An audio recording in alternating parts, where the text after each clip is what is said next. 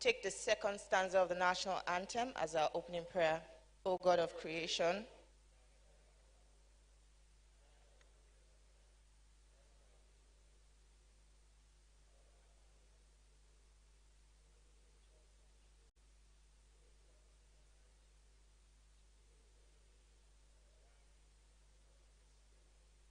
thank you very much. Please take your seats.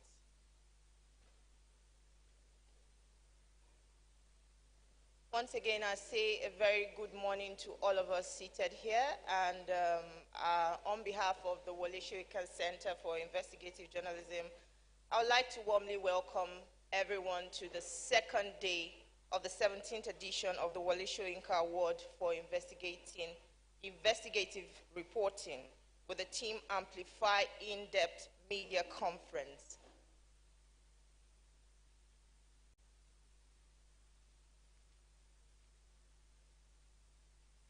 My name is Tijesu Dewey, and I am a reporter with TBC News, one of Nigeria's leading TV news broadcast station, and thankfully, one of the recipients of this year's honorary award for excellence is my Director of News, Mrs. Stella Dean Jacob, a prominent Amazon in Nigeria's news business. And it's such a privilege to stand before you this morning. Beautiful faces, handsome faces. Please put your hands together for yourselves, please. We have a lot to do today, but before we go into the day's business, I would like us to do a very little review of what we did yesterday.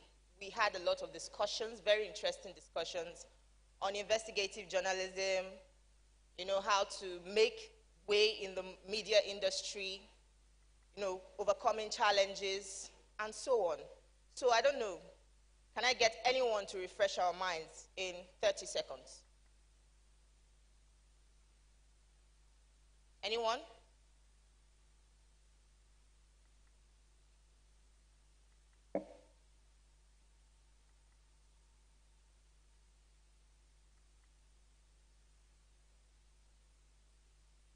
I want to quickly refresh our minds just to give us what we learned yesterday. Nobody learned anything. I can see some faces. Should I point?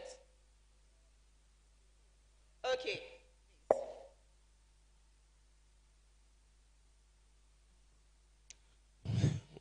Good morning, all. I'm Dr. Simon Umar from Bayero University, Kano. Yesterday, we learned a lot about investigative reporting. First of all, we learned how important it is in exposing corruptions, particularly among those in power. We also learned how challenging it is and how we can overcome such challenges. We talk about the economy of investigative reporting, how media can source. I mean, because it is something that those with money and power are not willing to support. Therefore, media has to strategize how to source funding. People talk about how we can outsource. People talk about the kind of subscriptive strategy, donations, and a lot of other things. And we also learn how dangerous it is and how we can strategically keep ourselves safe. So these, I think, are some of the important things we learn. Thank you very much for the opportunity. Thank you very much for your thoughts. I would have loved to take more, but unfortunately, because of time, we have to move very fast because of the award ceremony. So, moving along, would like to invite Mrs. Abigail Ogwezi Indisika for her opening remarks. Abigail Ogwezi Indisika is a professor of mass communication. Please, you can come on. She's a professor of mass communication, a convening scholar with many academic and industrial laurels to her credit, having won streams of scholarships and grants for research, fellowships and conferences, and bagged membership and fellowship of sectorial professional bodies, She began her career as an academic in the Department of Mass Communication, University of Lagos in 2001, lecturer 2, and rose to the rank of a professor in 2016. Please put your hands together for her. At different times, she had served as the head of this department. She is presently the technical advisor to the department, the Collaborative Media Project, Collaborative Media Engagement for Development, Inclusive and Accountability Project, a multi-level intervention for media independence and government accountability of the Wole Soyinka Center for Investigative Journalism. Please put your hands together for her as she comes to make up.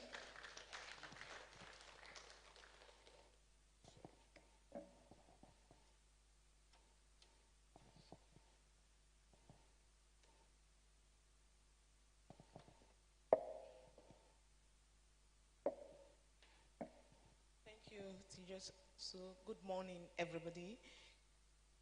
Distinguished guests. First, let me thank Wole Soyinka Center for Investigative Journalism and other media partners for the invitation to address this high-level event. I very much welcome this initiative. I think it's good just not for us to have a word, but for us as professionals and scholars to, at different times, take stock, review our work, and provide direction for practice. So this initiative is welcome. My first priority is to address this complex issue in a holistic manner, because we have a panel that will dissect them based on their experiences. So it means, by what I've been asked to do, is looking at the phenomenon of digital era as interconnected with a broad and quite broad range of drivers and societal realities in terms of investigative journalism and elections. That's why the theme is on democratic governance. So it's important that democratic governance perspective is to do. Allow me to briefly unpack what this entails. I'll start with a quotation from Guy Berger. If you Google Guyrer, Guy Berger is a communication scholar, an expert in communication, and his strength actually is in methodology and others. So his quote says, and I quote him, "The key task of the media in any democratic society is to inform the public about matters of interest to society, to act as public watchdog, exposing governmental corruption and wrongdoings, as the recap just told us this morning, and to provide a shared forum for public debate. Take on added importance in the context of election." So if we don't do this, all the politicians will tell us what we want to hear. Then after they are elected into offices, nothing happens. And that is the more reason we have to, as professionals, continue with our constitutional responsibility of holding them to account. And for our focus is investigative journalism.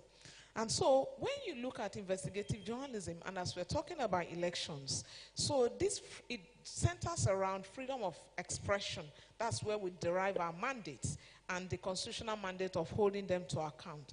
And so looking at this in the context of democratic governance and digital technology. 2, intensifying attacks on journalists and disruptions linked to the use of information and communication technology, that's ICT, in election process. So this session that we have today is on media and journalism.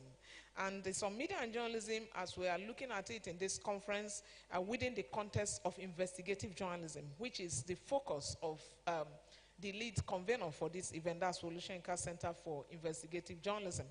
And so we consider these trends, and hopefully we propose in our panel discussions possible responses to safeguard media freedom and integrity while strengthening news coverage of elections in the digital era, aimed at deepening democratic governance. So Disinformation distorts democracy because I brought three heuristics: safety of journalists, disinformation, and the aspect that talks about disruption linked to the digital era. So disinformation is better, is an emerging and preferred and more accurate than what we talk about fake news. So in the discussion about the integrity of public debates, elections, and good governance, including the accuracy and reliability of information that feeds public opinion.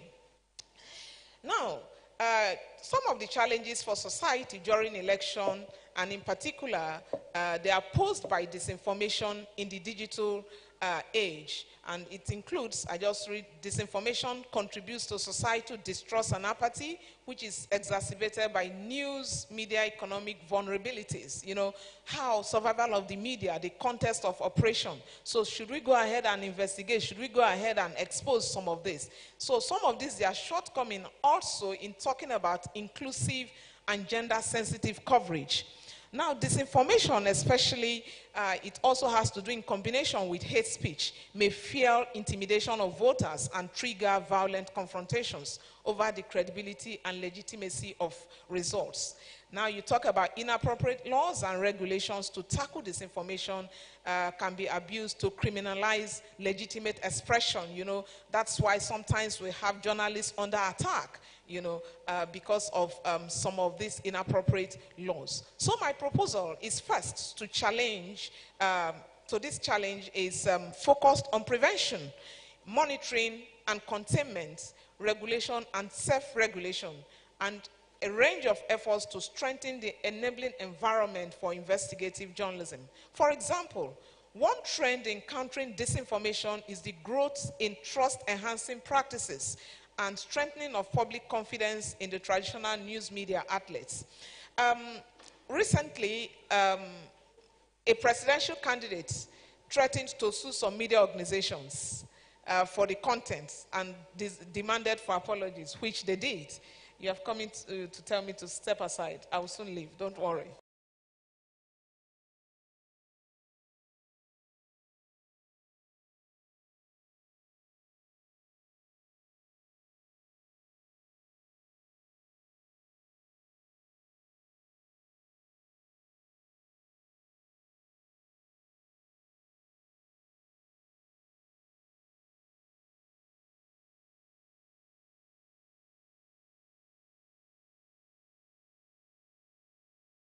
Please, if you heard your name, please make your way out to the entrance.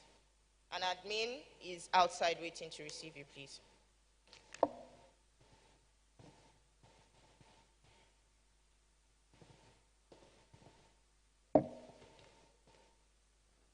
All of them. To do what? Huh?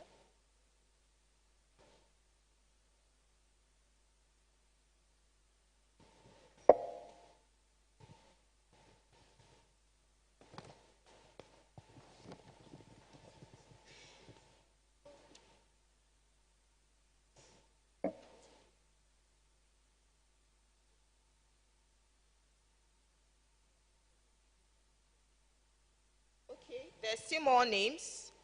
Dare Akogun. Are you in the hall, please?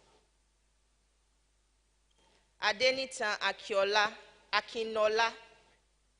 Akinlola. Okay, sorry for that, please. If you're in the hall, please make your way outside. Elizabeth Osanyade. Please, if it sounds like your name, please.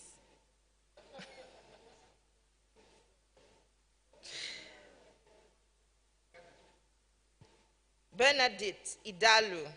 Obina Chukwueze. Fasilas Oluwuyi. Thank you very much. Abdul Ogundakbo. Are you in the hall?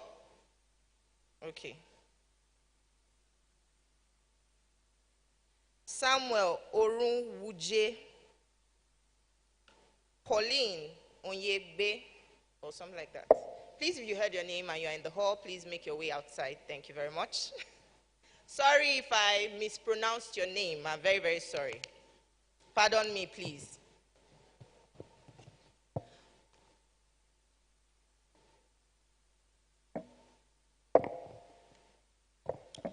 We'll move along very quickly to the next item on our list, and it is the panel session. We had a very, very robust discussion yesterday, and we are going to continue the discussion today. And our topic for today would be how to cover elections in a digital age. How to cover elections in a digital age. I feel it's a very, very interesting topic, you know, and it's very timely. Our elections are approaching 2023. We're going to have a new set of leaders, so it's a discussion we must have. And in an evolving world, in a world that is constantly evolving, the use of technology is now, if I'm correct. Is there anybody in this hall that does not use a cell phone? Please raise your hands. Okay. You don't use a cell phone. What's that in your hand? All right. So in covering elections, the use of the digital device plays a crucial role in covering elections. This is in terms of making our work faster, smarter. It is also a gateway to a broader audience that cuts across all levels.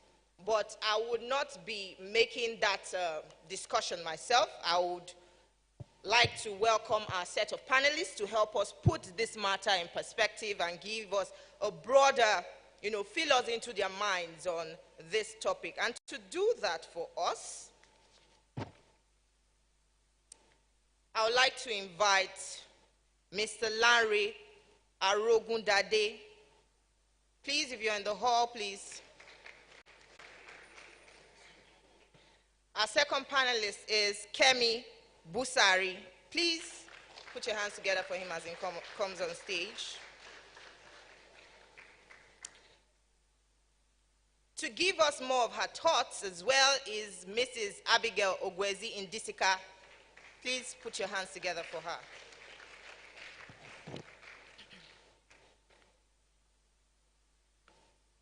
So Lanre Arogundade is a professional journalist, a media and communications expert, a media trainer, a media development specialist, author and freedom of expression activist with passion for press freedom.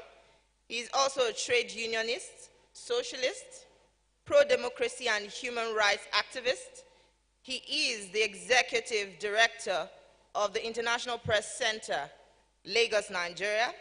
It is a body that facilitates the active role of the media in the advancement of democracy and sustainable development.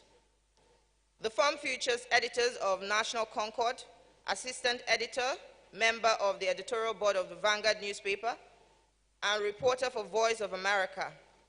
English to Africa Service is a member of the Nigerian Guild of Editors, a co-recipient of the Made in Press Freedom Award of the West African Journalists Association in 1997, and recipient of the Press Freedom Defender Award of NUJ in 2017. Please put your hands together for him.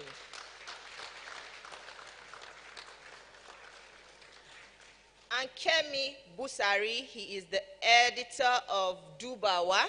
Dubawa, as the name suggests, is a fact-checking platform. Is a household word. And he is a multiple award-winning journalist with over 10 years of experience covering issues of social justice, politics, public procurement, human rights abuses, and other developmental issues in West Africa.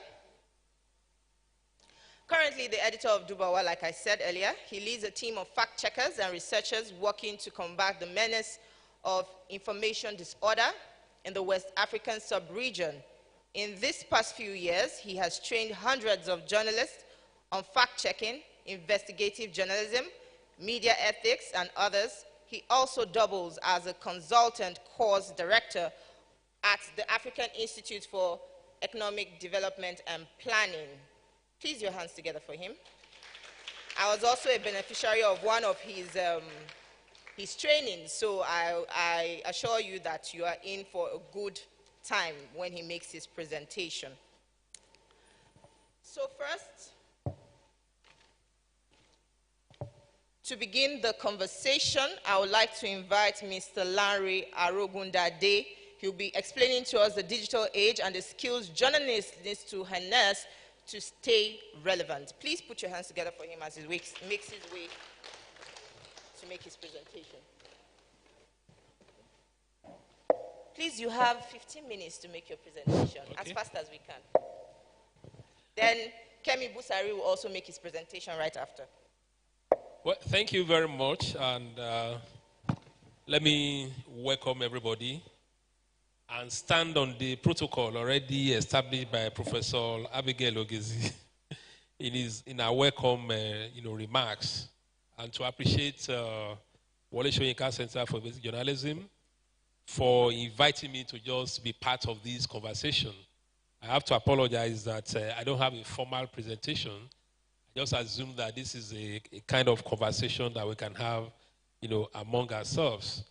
I want to start by saying that the digital age has posed the greatest challenge to journalism, in the sense that just like the moderator was asking, if any one of us doesn't have a digital device, the truth of the matter is that across the world, more people access information through digital devices as against the traditional media.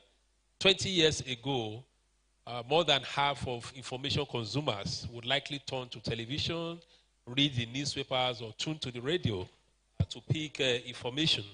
But along the line, this has changed, and people would prefer to get information on their digital devices and all the platforms that come with it, especially the social media platforms. So a number of important stories across the world are now broken through the social media. And that also brings out one of the distinct elements of the digital age, in the sense that we're having a challenge of what I call, breaking news versus, broken news.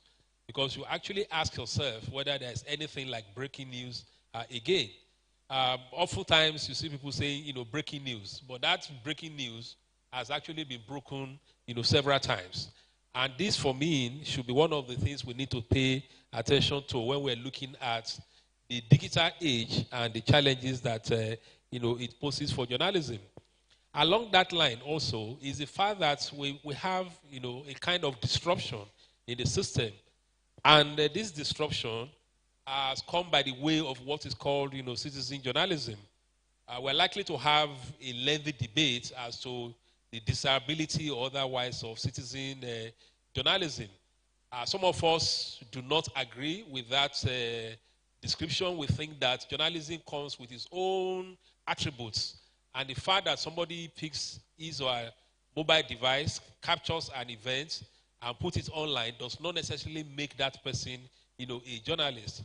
But we also have to recognize that they've invaded, the digital space.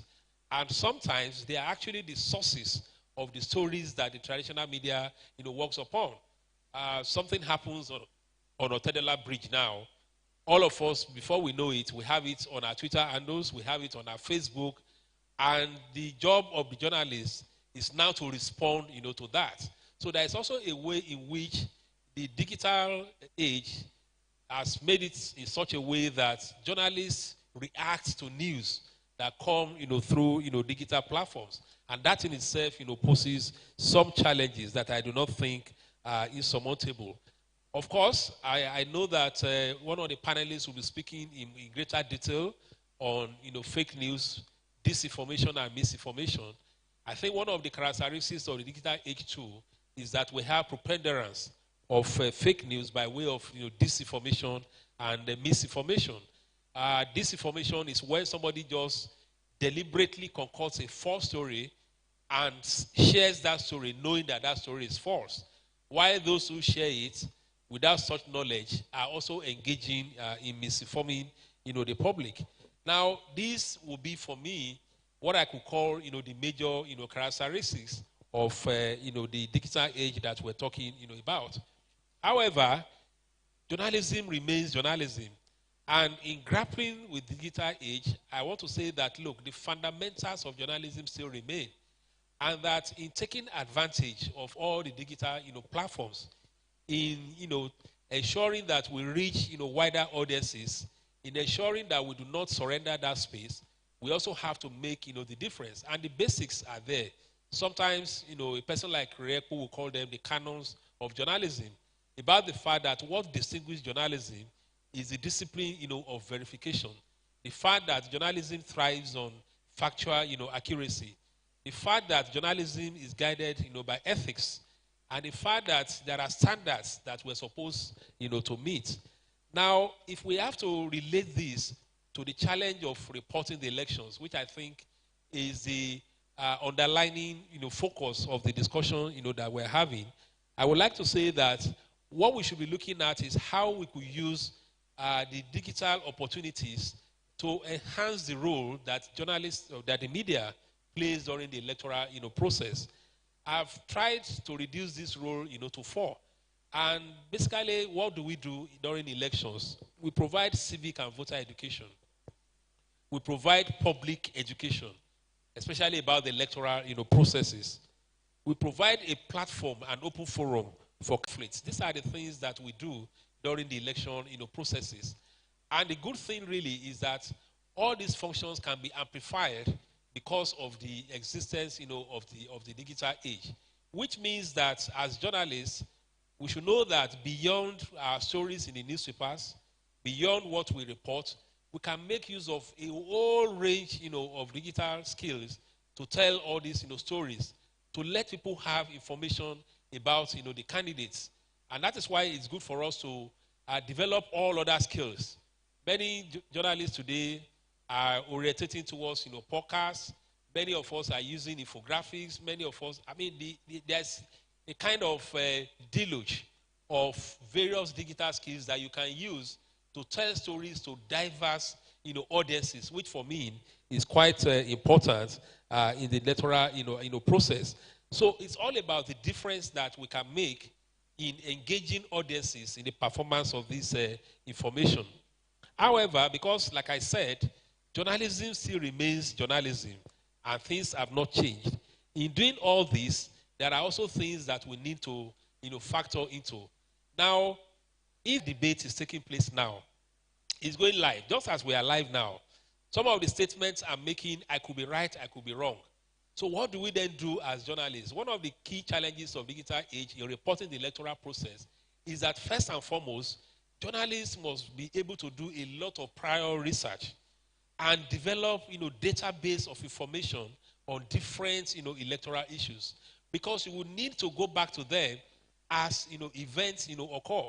We have gotten to a stage, for example, where we have to fact-check claims by politicians real time because that time is not there. Because a debate that is taking place is going live to millions of audiences. Now, if somebody had said something that is not true, how do you bring that one out? As part of the fact-checking we do, using the online platform of the International Press Center, the presidential candidates, which, we have often fact-checked and then published.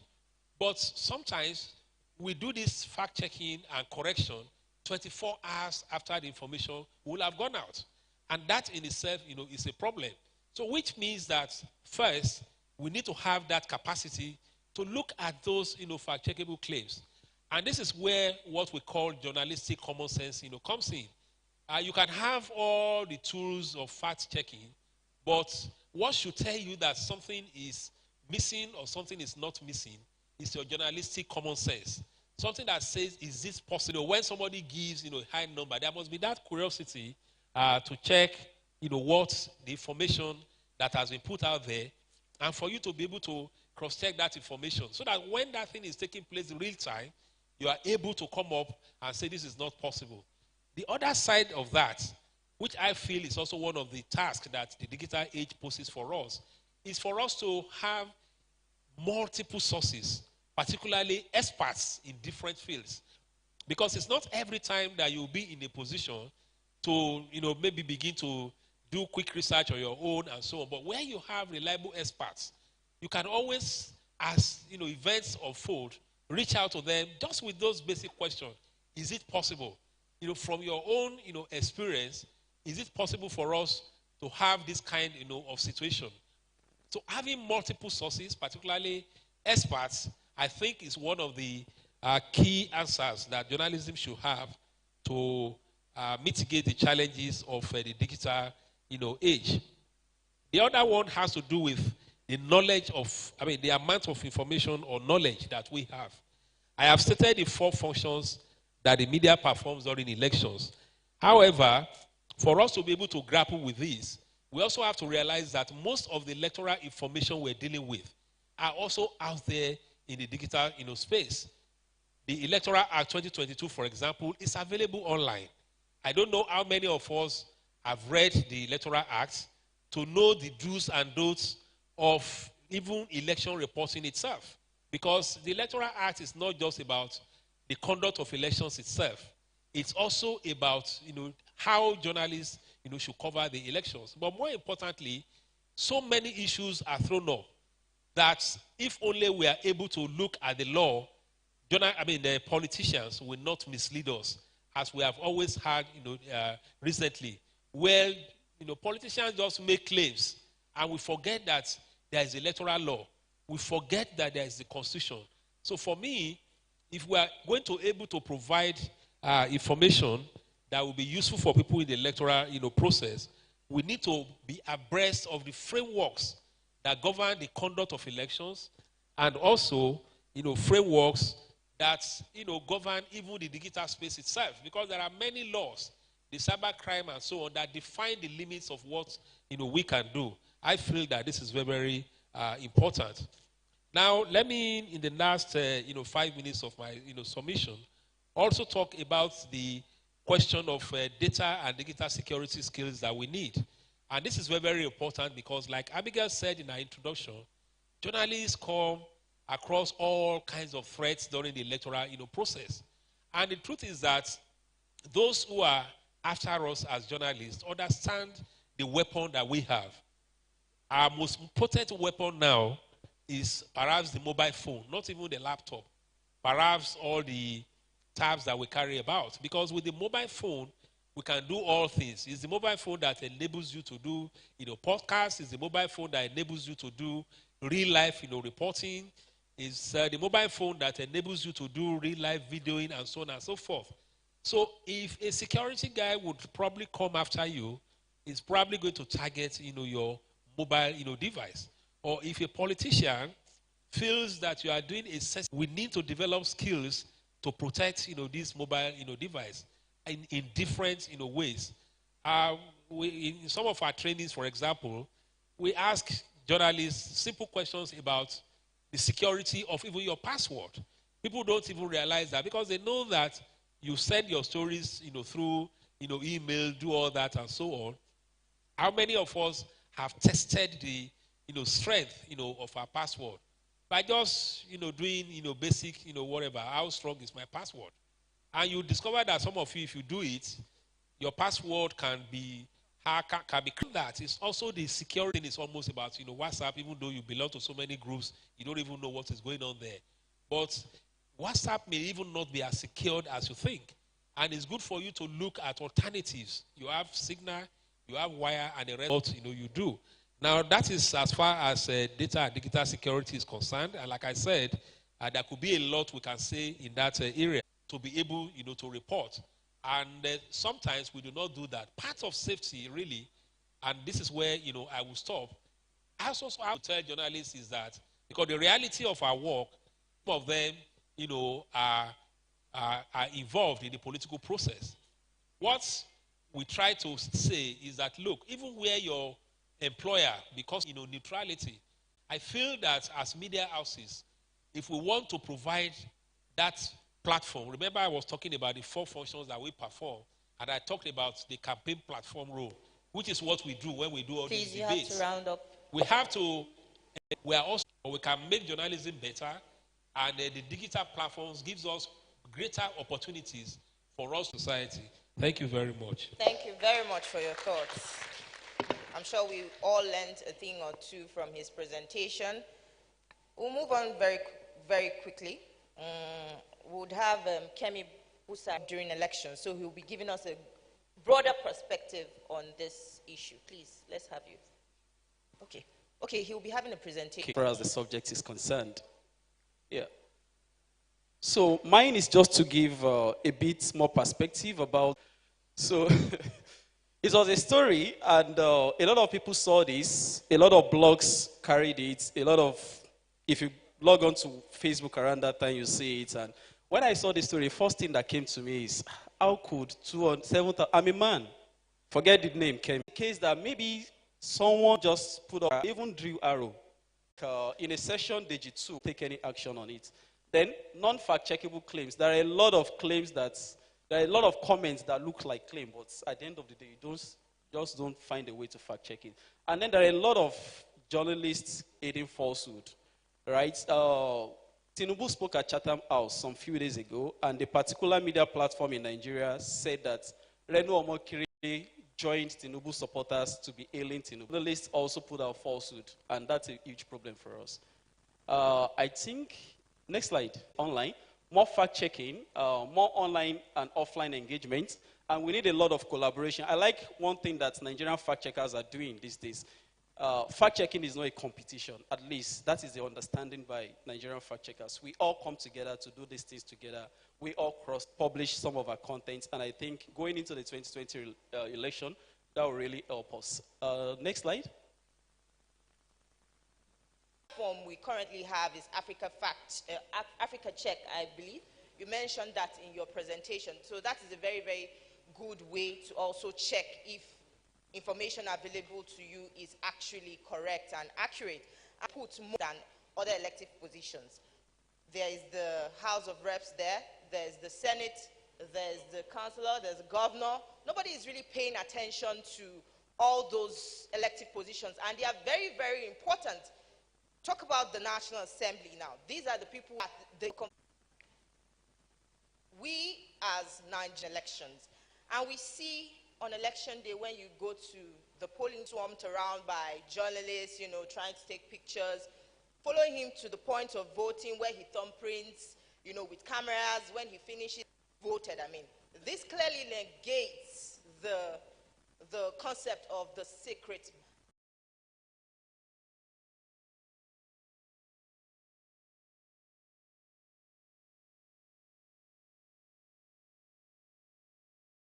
share that thought.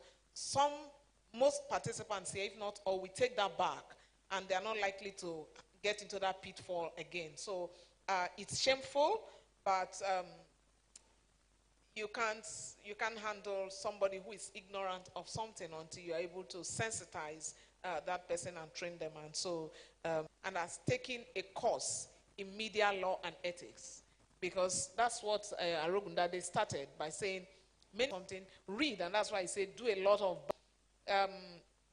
The last speaker dealt extensively with information disorder. Arogundade has talked about how you can deal with journalists. I want to move a little to another perspective, and it's in line with one of your comments, talking about the sub-national level. A lot of attention in our work has been focused at the national level, forgetting that we have 3 levels and the digits. So I want to talk more about inclusivity in our coverage of election before, during, and after. We have the Electoral Act, we have the National Gender Policy, we have past reports by European Union. Are the pitfalls of previous elections being repeated based on the series of reports that we have had on the previous election?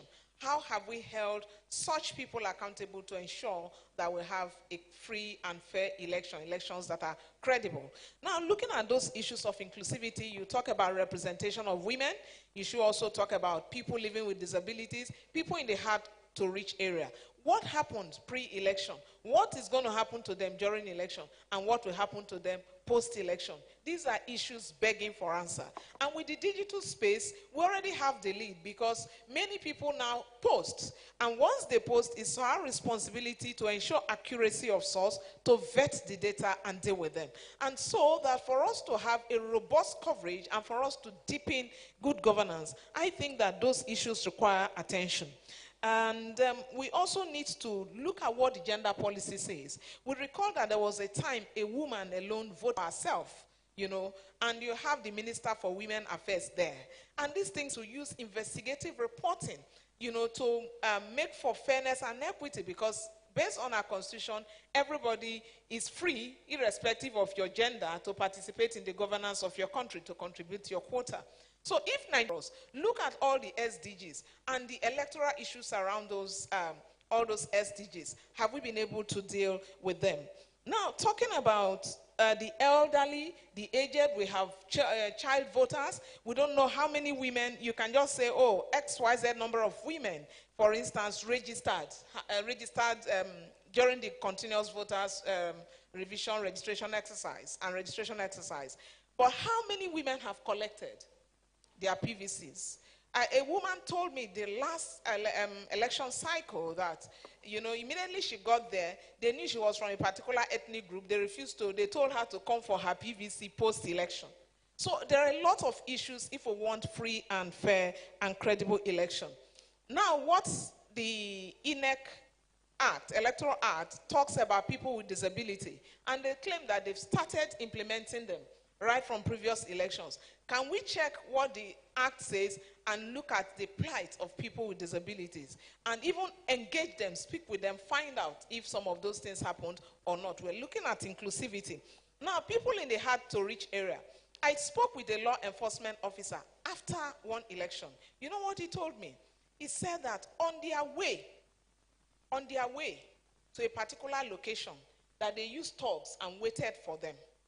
And they waited for them, and they told them, the mother of the contestant, told is for 30 years, depending on your length of service, that her son's contract. So you can also see the agency of women in election rigging, that her son's contract is just for 8 years. He has done one term. He's going for another 4 years. And so that if they want to be alive, they should leave that. So we don't get to hear those things. And those are part of the things Arugundade said earlier, talking about, what happens within the newsroom and, what we should do in terms of having a responsibility to the public. You have 2 minutes to round up. All right, thank you. So what I'm just trying to say is that we should be more inclusive. We should look at issues more. We have seen in this country where our children stayed at home for 8 months, and life is normal, There's nothing about it. Life is normal. You're not talking about the future human capital. We see our medics leaving the country. In countries where you have good governance, that is where they are moving to. So if we don't hold them to account on their manifestos, so they keep coming back and forth, back and forth. So we need to be more detailed in our issues. We need to be more in that we can report during election, so long as we vet the data and also ensure accuracy of sources. Having said that, investigative reporting, which is the core, hasn't changed.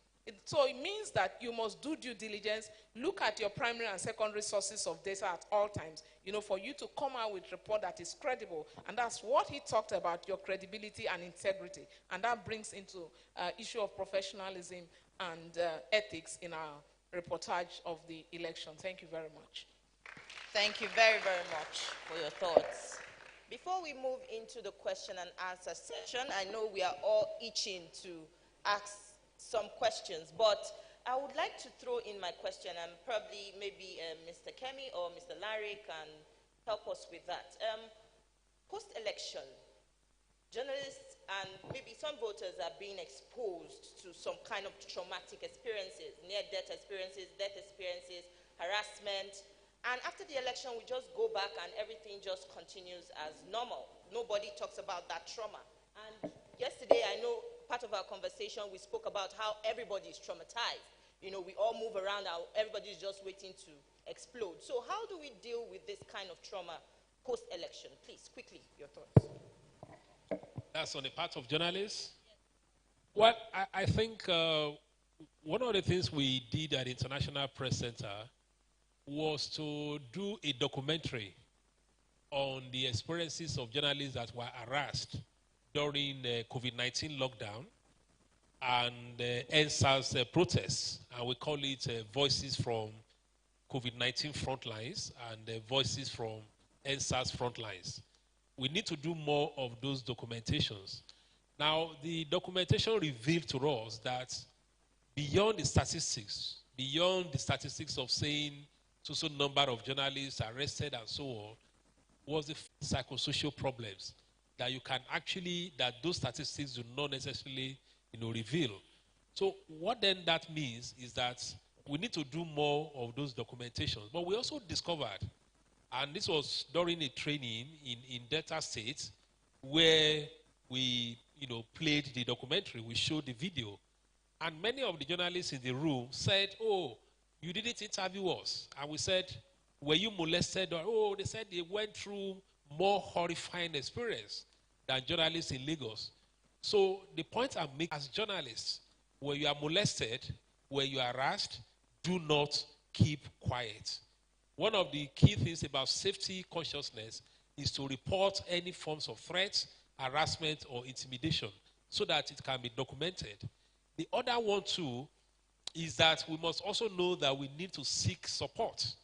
Government organizations like us can do, through, trainings. But as individual journalists and as media, to our media organizations, they must know that post-elections, when journalists have been exposed to all kind of trauma, they need to bring in experts to talk to the journalists, to counsel the journalists, to provide necessary services.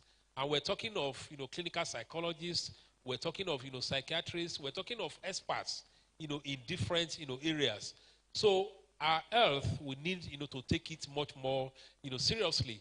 But it starts from you opening up this, documentation, but we must have conversations, around them, so that after the elections, part of our...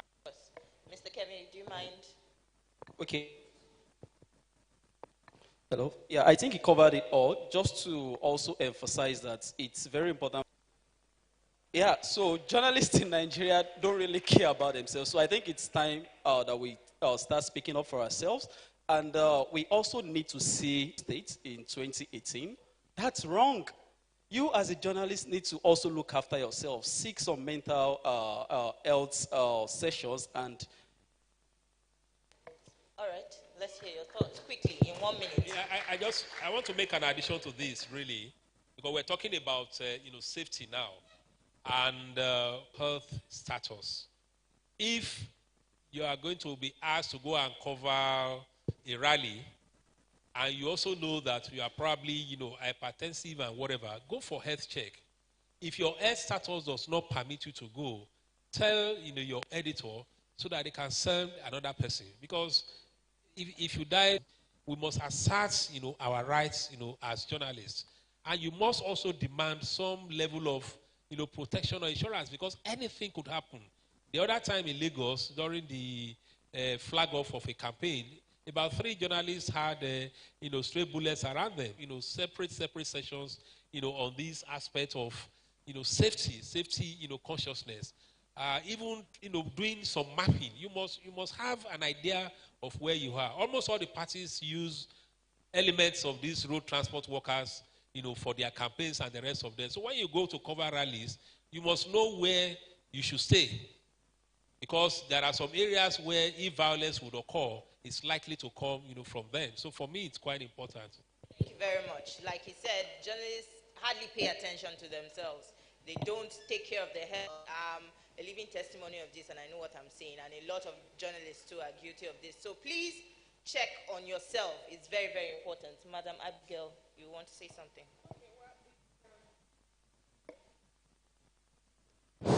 It's a clear case of a physician healed thyself. Journalists, by the nature of their calling, they help every other group in the society, but they don't help themselves. They don't help themselves. So it's heal thyself. That's what I will tell you. And speak up. Speak out. Speak up. Make sure you do health checks.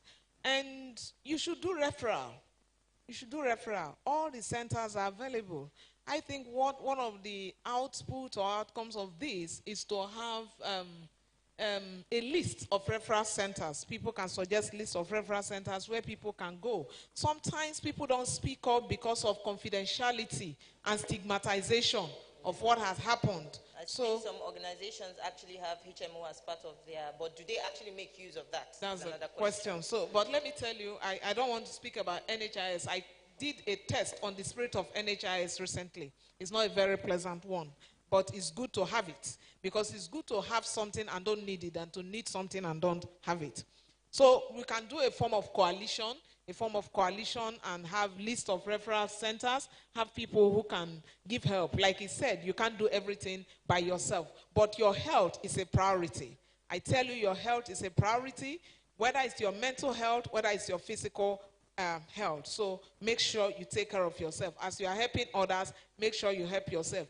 Go for a routine check. And I want to ask you, what do you do during your NUJ week? Spend time, get experts to talk to you, you know, how you can relax, how you can unwind, how you can debrief yourself of the trauma that you've been through. If you need to go on leave, if you need to go on holidays, you can just take. It doesn't need to be too expensive, because your life is important. If you are not in the right frame of mind, you'll not be able to function maximally. Thank you. All right. Very, very potent thoughts there. And I would like to appreciate everyone who has said a word or two about this. Now the floor is open for questions. I know a lot of us are itching to ask questions. I can see some hands already. I can see that some things are going around. Please let us do this in a very orderly manner, quiet, and maybe when you're done with what you're having, put it back in the bag. Don't litter the environment so that everywhere looks orderly and clean. Okay. Okay, we also appreciate our online audience. If you're listening to us, I don't know if we appreciate you. And if there are questions there as well, we would like to receive them as well. So I can see some hands. Okay, we'll take one. All right. My name is Vera Abrob Idris.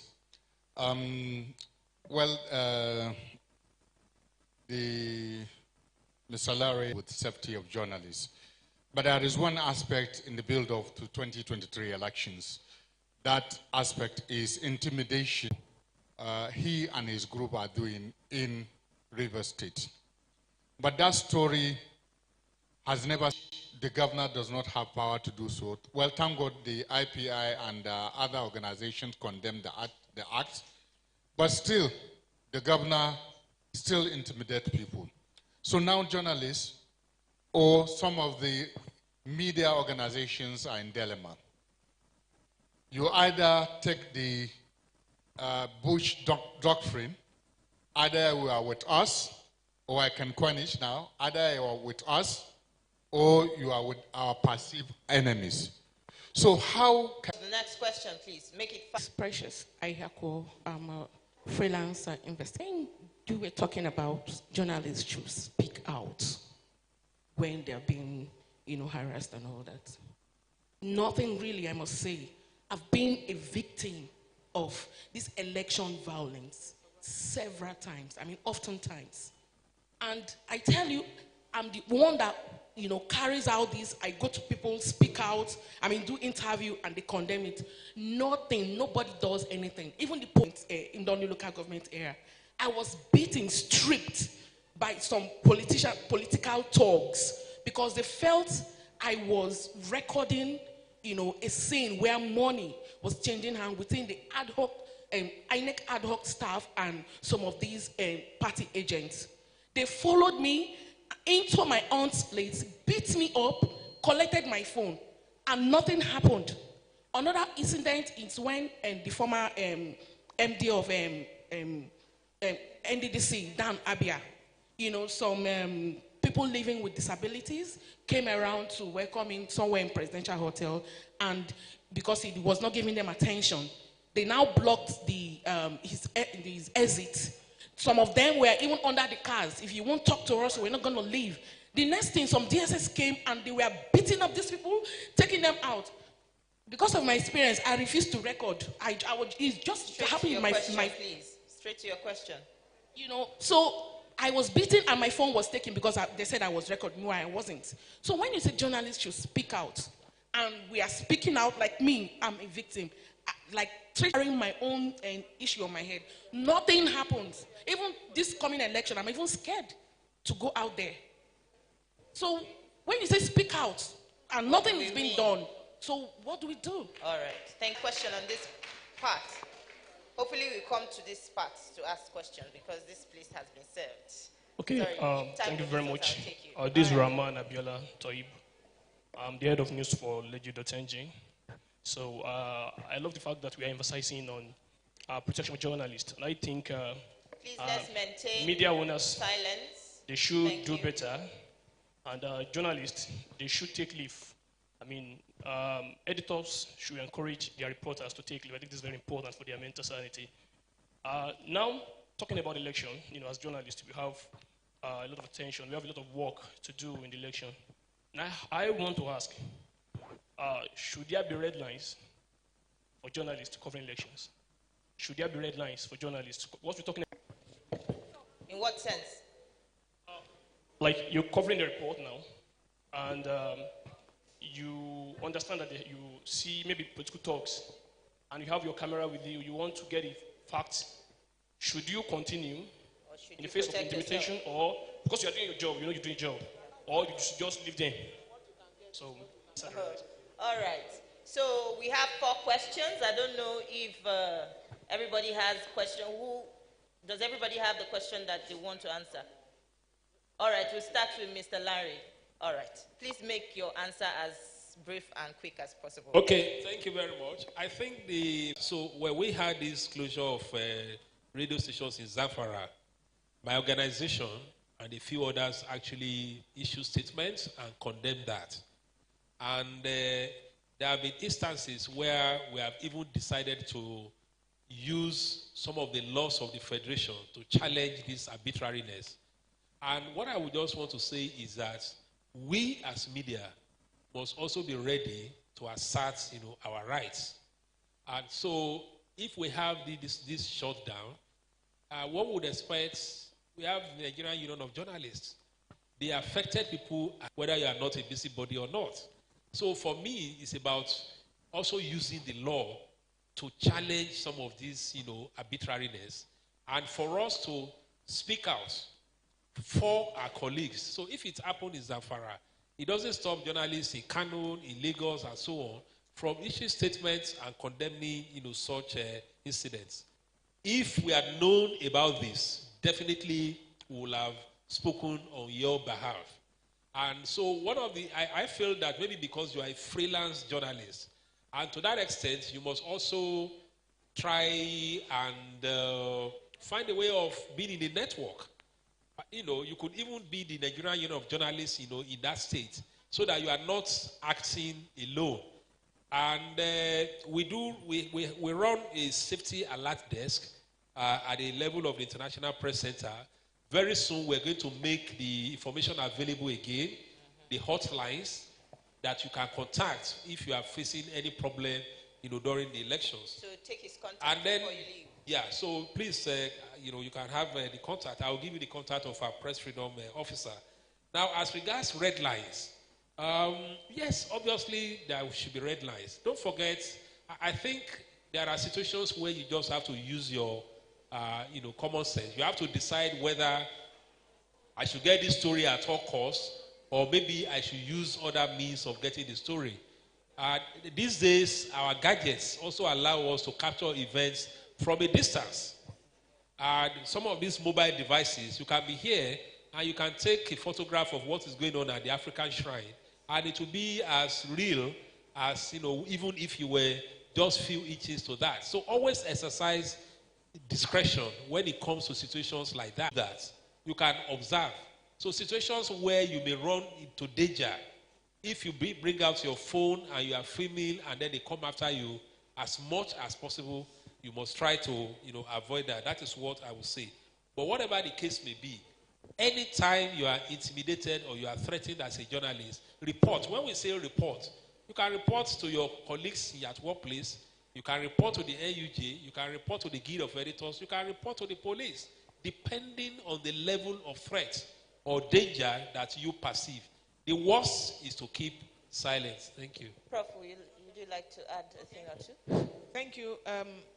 On the area of safety, somebody asked a question and talked about red line. Want your life. Exactly. Have that at the back of your mind. that no story is worth your life. Mr. Rogundade had touched on the issue of gadgets. Recently, we did a test on that, one of my students, and we did it. From here, you could record what people were saying there, and he played it back. So you should also retool, let me use that expression, on modern technology. They've said it, media owners can do better. Now, the issue about Zamfara. So, you know, a house divided against itself cannot stand. When you have some media organization being very ethical and critical of government in line with their constitutional mandate, and some of our colleagues are consultant to those politicians. So you have the two sides of the divide. So once you have that, that's a divided house. So the other person is seen as an enemy. So I think that these are some of the issues you should take on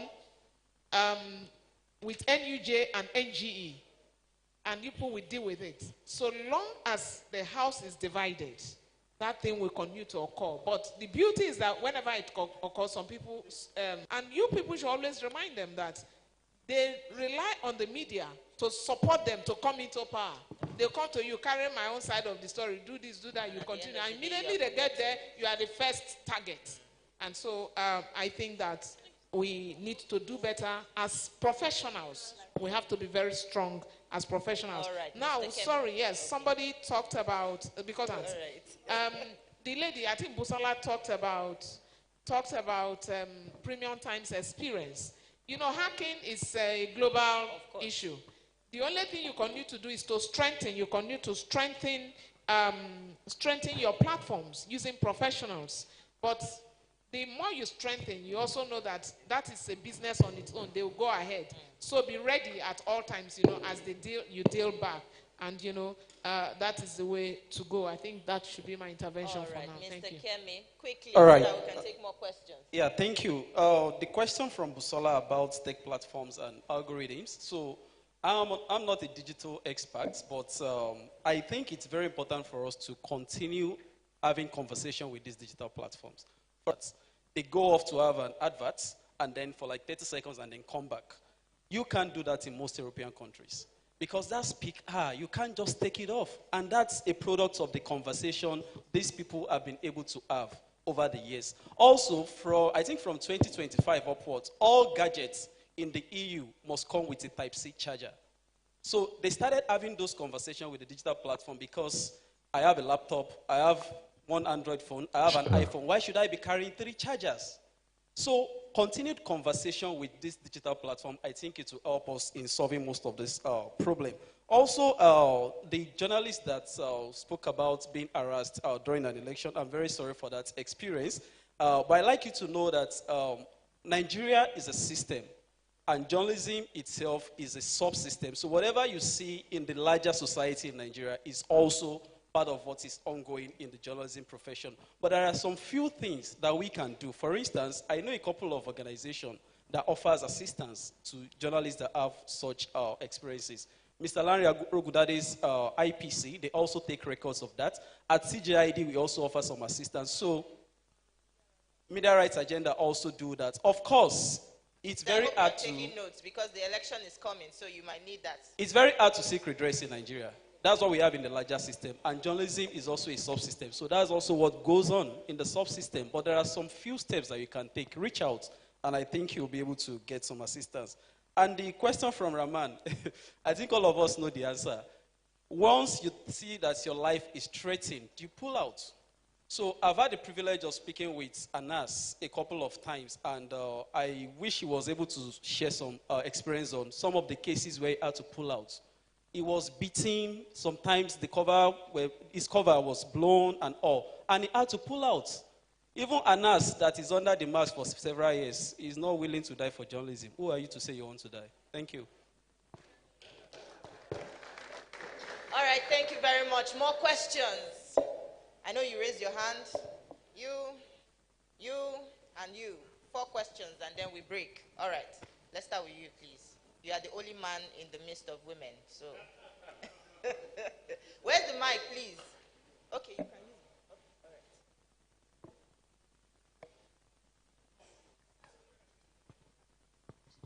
Thank you. Thank you. My name is Haruna. I'm the publisher of WikiTimes. There is a twist to the issue of safety and security that bothers me a lot. You know, I have 3 court cases hanging on my neck. The 4th one was instituted a few days back. So, but here is my worry. My parents get more worried about my issues than I do. And I could see the frustration on their faces on daily basis. Currently, I'm on relocation. I have to sneak in and out of Bauchi, from time to time. So, but how do we handle the mental issues, on our parents, which is more glaring, which is more evident? They are aged people. You could see the frustration and all that. I often get worried about this. How do we handle this? It's so serious. Very serious. Next question.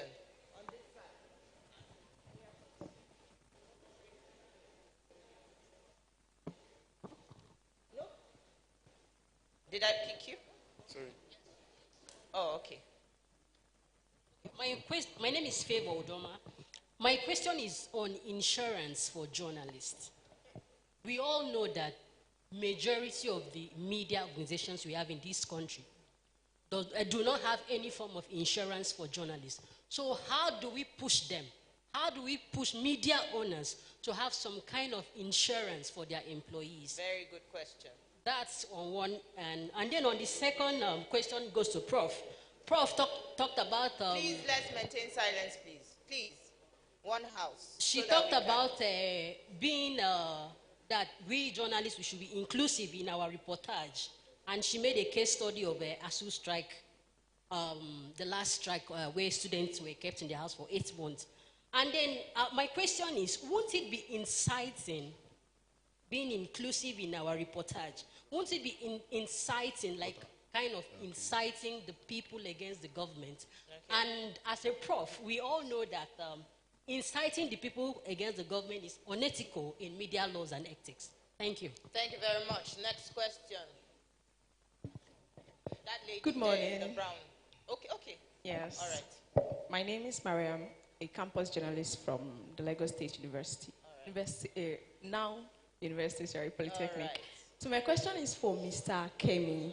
You said you should be careful of false journalism. Please, let's be quiet. So I want to ask, the question. How do we help unaware Nigerians who rely solely on journalists for their information? They don't have fact-checking experiences. They don't know how to go online. Just listen to radio and TV and read news and just consume it like that. How do we help them get the right information and not get misled? Okay, I think we mentioned Africa Fact Check, but Mr. Kemi can provide more on that. The last question. Yes. Quickly. Thank you, ma'am. My name is Onabu Josephine from Lagos State Polytechnic. I'm also a student journalist, so I want to understand something. All right. You mentioned that some candidates during election, when they want to cast their vote, they will show their ballot papers. Of course. And somehow it seems like you put the blame on the reporters covering them, like making it seem like they are relevant or something. So I want to understand, is it really the fault of the reporters or the politicians that have been doing it over time? Government is not doing anything about it. And INEC, I feel it is INEC and government that should punish them or probably do something about that, because as a journalist, we're told that anything that is strange, anything that is, everything is just news. Right. So I feel, is it the fault of the reporters covering these people? I think, Prof, you answered that question? All right. Okay, I think that's, okay, so we can answer the questions now very quickly so that we can break for tea. All right.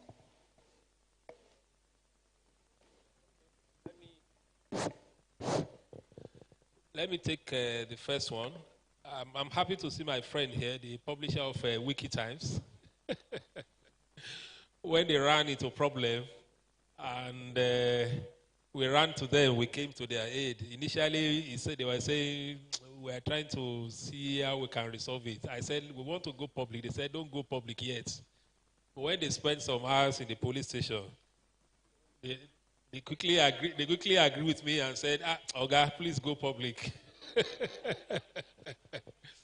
Anyway, I'm glad, I'm happy to see you. This is just to show that when we are aware, we act. I mean, we don't joke. For some of us, it's a passion that has been there for us to, fight for the basic rights of the people. What to do with our parents? Well, I mean, this one is beyond journalism. But as somebody, as a psychologist myself, I would say engage in regular communication with your parents, and this should apply to everybody. Have a principle. If it's once in 3 days that you call your mother or father, just maintain that regularity. I think that restores confidence more than anything, hearing your voice. If they don't hear about you, they get worried. They think something is wrong. And they try and also get people around to ensure that they have medical checks. Insurance, it's something that has been there. Journalists have the right to be insured, but we know that most media employers will not do that. And my own suggestion as elections come is that if you are going to be asked to go and, so maybe you are based in Lagos and they are saying they are sending you to Abuja or somewhere, you can politely request for insurance cover because anything could happen. You could have accident and so on and so forth. But again, this is where we need to bring in, the AUJ in the local chapel in the state to fight for our right to be insured because we are covering dangerous assignments. Thank you very much. Mr. Kemp, okay, Prof, you can just quickly. Okay, thank you. A few issues have been raised. When you report on issues, you are not inciting anybody.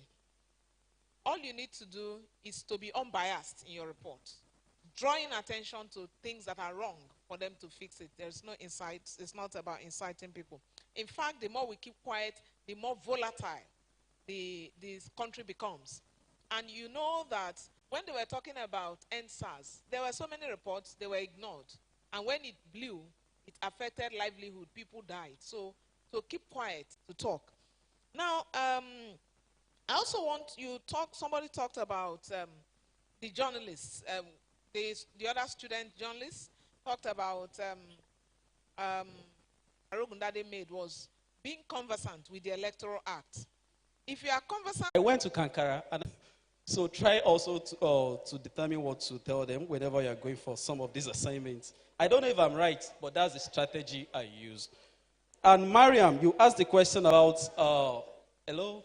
You asked the question about a lot of people who are not aware of, so what we do, like I said in my presentation, is we help them to understand. So people fall for false information, try to help them, try to let them understand that these are the news platform where you can get accurate information. INEC is the umpire, and whatever election results that you want to have about this election must come from INEC and not from any other platform. And then the question from Josephine about who is to blame with the investigation about those journalists. It is possible that there is a boss stationed in front of the politician's house and they all move to the ballots, to the police station together. I won't say beyond that. Thank you. All right, thank you very much. And to add to Mr. Haruna's question, parental instincts, you can't control it. I think all of us deals with that. I know my mom always calls me on the regular, like every blessed day she calls me like 3 times to check on me, so we can't help that. But we also worry that they worry. So how do we help them?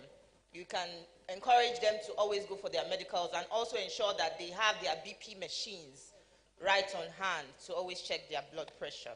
With that, we would pause the conversation here. I'm sure we all enjoyed this session. If you did, please put your hands together for my fine panelists. Thank you very much. So,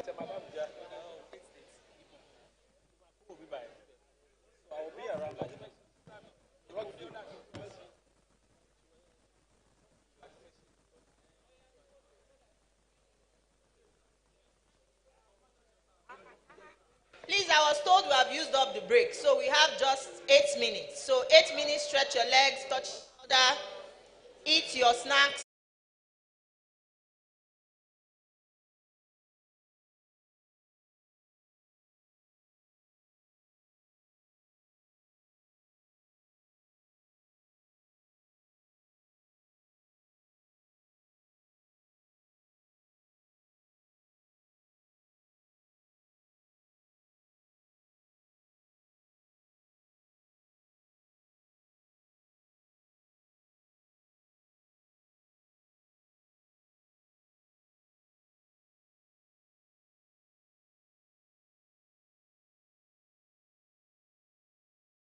COP27, COP28, you mustn't report gender, or maybe because something is trending, then you move to that.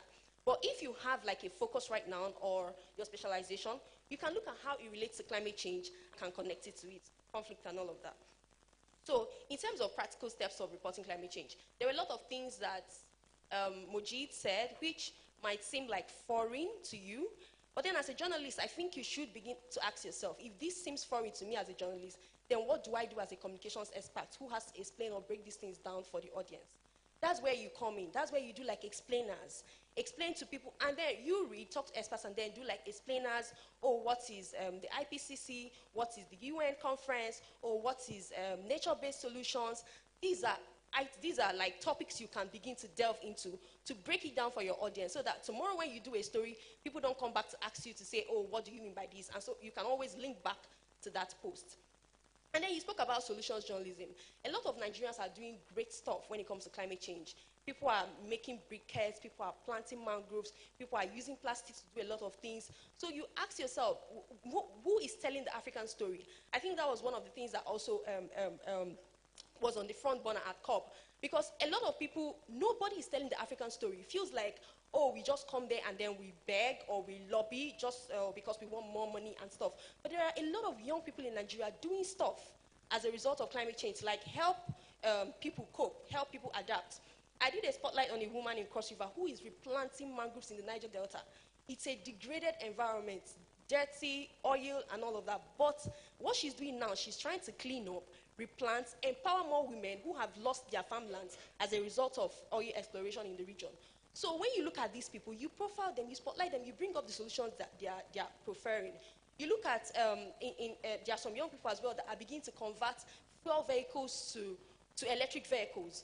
Talk about them. How is what they are doing going to help with the global challenge? Because the truth is that necessarily nobody's coming to help anybody. They might say, oh, we've promised you money. Where is the money?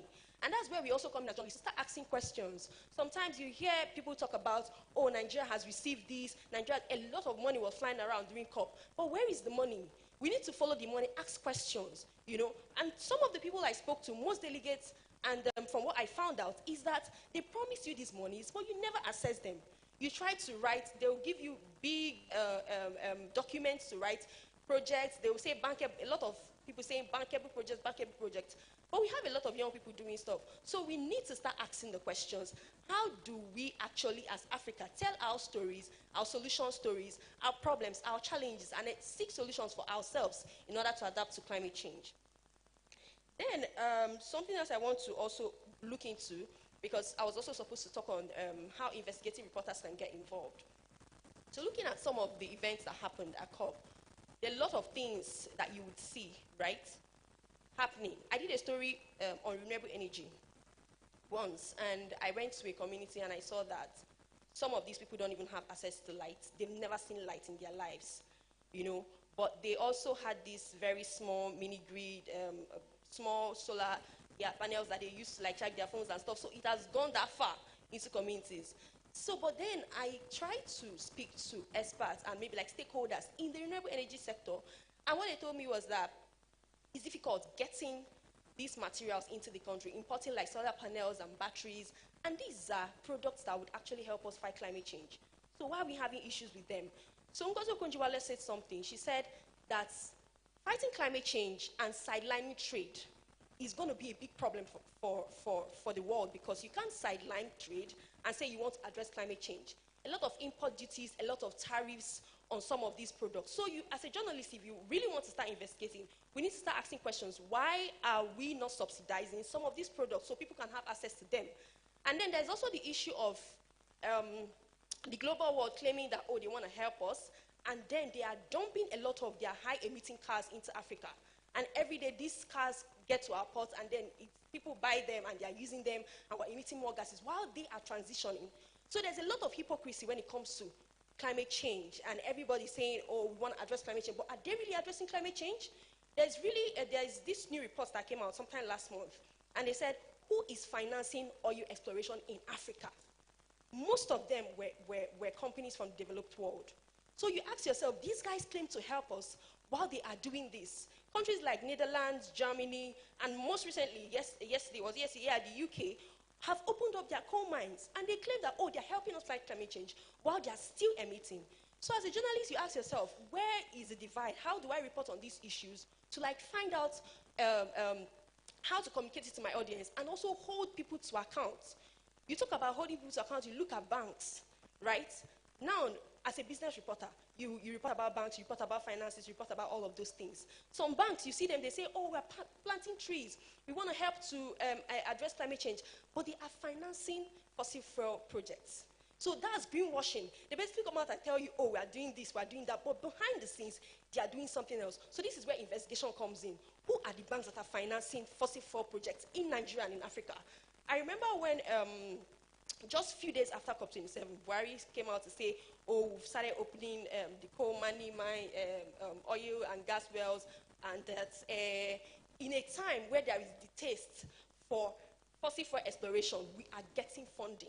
That was the tweet. You can look up for it. So in a time where the world is saying, oh, let's move away, we don't want this, there are people behind the scenes funding this. So as a journalist, we have to start looking at those stories where there are different kinds of investigations that we can begin to look into.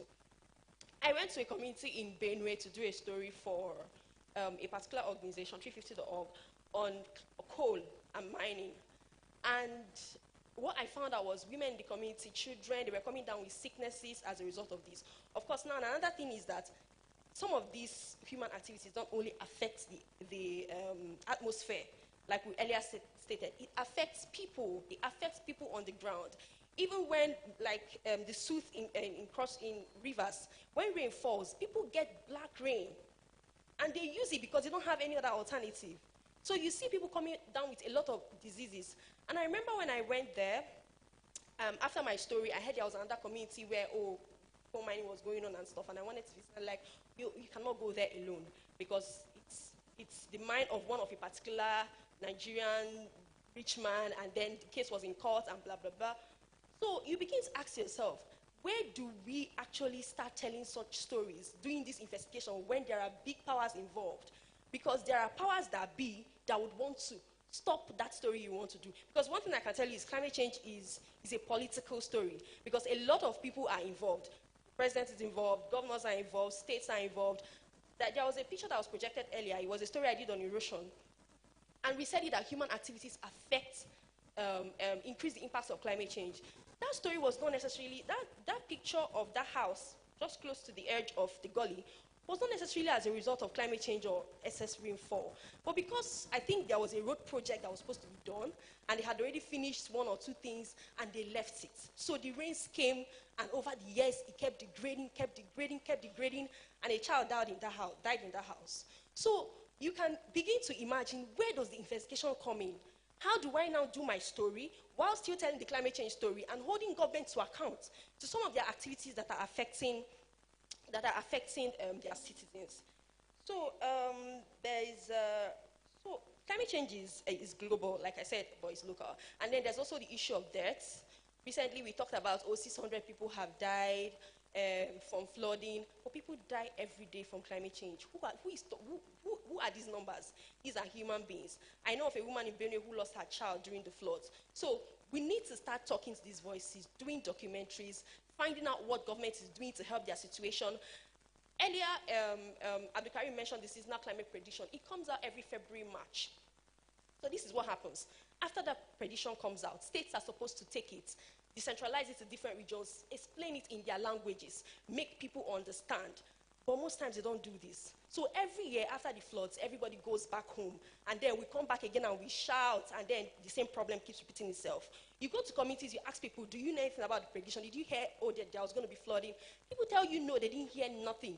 So this seasonal climate prediction helps states to prepare. And what we found out recently, there was a cable investigation that was done, and we found out that in Sokoto State, there was money allocated since 2010 for them to build houses for flood victims. And that money, they didn't do nothing with that money. Like, they basically just, put up blocks and then they abandoned it and left. These are things that are supposed to have put in place for flood victims, so that eventually when flood happens, they move those people to the upland, and when it's over, they can come back to where they stay. So there are a lot of things. You look at the issue of the Great Green Wall. You know, I was discussing with my colleague yesterday. Most of these trees, nothing. So we have to start asking questions. What exactly is going on? Why do we give money for something and we don't see the action? We don't see the effects. People on the ground are not feeling it. And then tomorrow we keep shouting about the same issue. This year we shouted. But in a state, up to like over 10 years ago, there was a project that was supposed to help victims to adapt. So these are some of the stories we can actually start looking into. You have 5 more minutes, please. We can also look into issues on, mini-grid companies. There are a lot of mini-grid companies that are out there doing projects on behalf of the federal government, electrifying communities and the rest of that. We can start looking at some of their activities. Are some of them actually living up to expectations? Are they using the right products? Are they bringing in the right, something that can be sustainable over a long period of time? These are like, low-hanging fruits of investigative stories that we can begin to look into to say, how is government addressing climate change? Are we actually doing the right thing? What are the solutions on the ground that can be amplified? How can we help Nigerian youths who are already doing something as regards climate change to scale? How can we hold government accountable? How can we even hold our leaders, even global world leaders, accountable? And so I want to repeat again that when you're reporting climate change, please specifically focus on a bit and relate it to climate change. You will be overwhelmed to cover everything, but I promise you that if you specifically focus maybe like on gender and climate change, agriculture and climate change, health and climate change, it will be easier for you to report. Thank you. Thank you very, very much. You want to add something? All right. Yeah, thank you very much, Vivian, for that. Just to add to some of the things. Okay. Please, so that we hear what he says and we move on quickly. Please. So I think the first go-to for journalists in Nigeria is to interrogate our climate change policy. In 2017 and 2019, the Nigerian government issued a green bond. A green bond is a debt security. But this particular green bond was issued for the main purpose of upscaling adaptation mitigation, project in the country.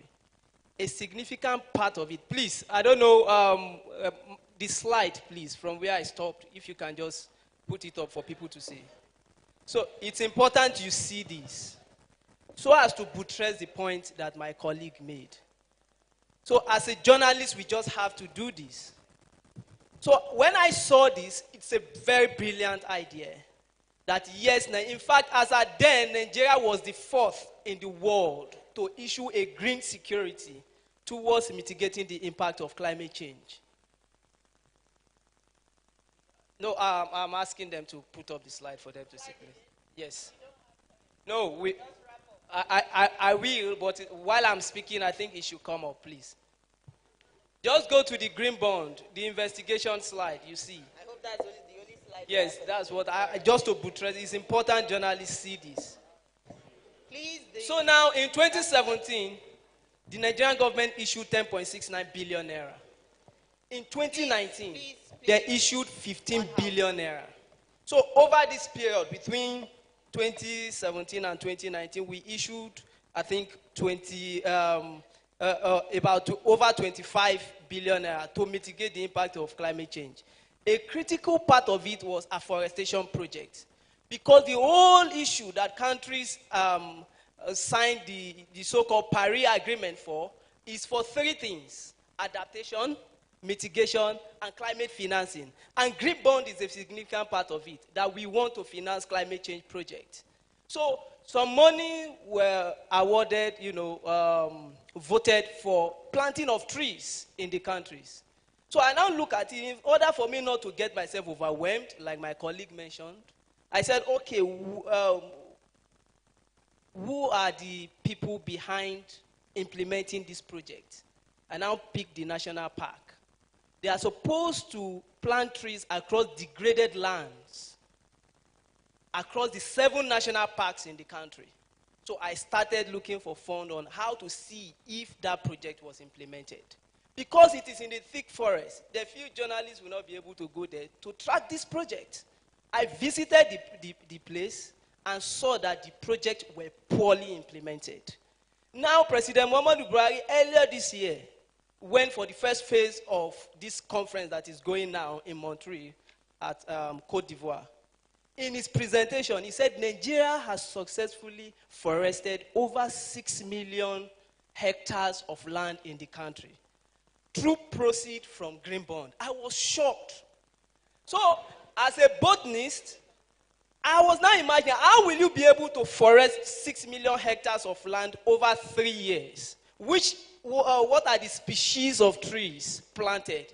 So that pushed me to say, oh boy, go back. You have to do more work. So I traveled back and combed the forest to see if these guys actually implemented the project. And this is the investigation. So I realized that over 400 million naira was given to the national park to implement this project. And the story was done. So that's where we say, follow the money. The next slide said, you should be the watchdog. So after reporting this, because they want to downplay the impact the story generated, I followed up through the sources that I've cultivated in the course of my investigation, asking some people after that. Trust me, the revelation was shocking. Some CPs were removed.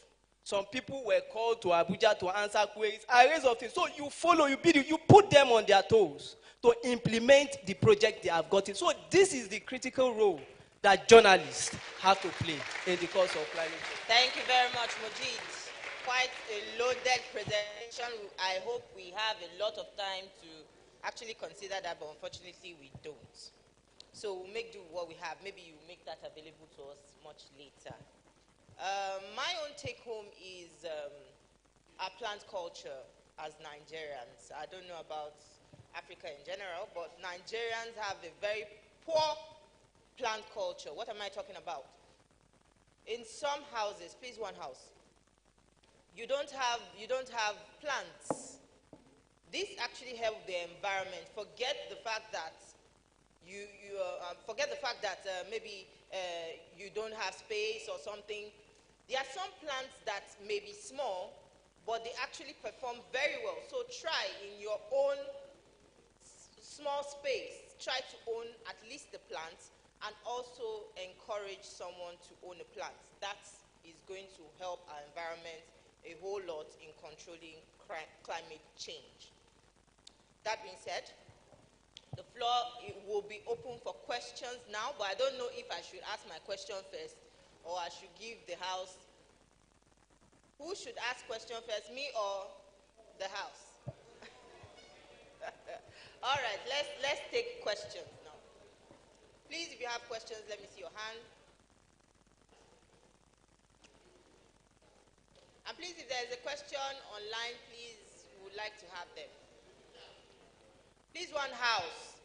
If you have a question, I would like to see your hand. You asked question before. You. Who again? You. Okay, 4 questions. Let's go.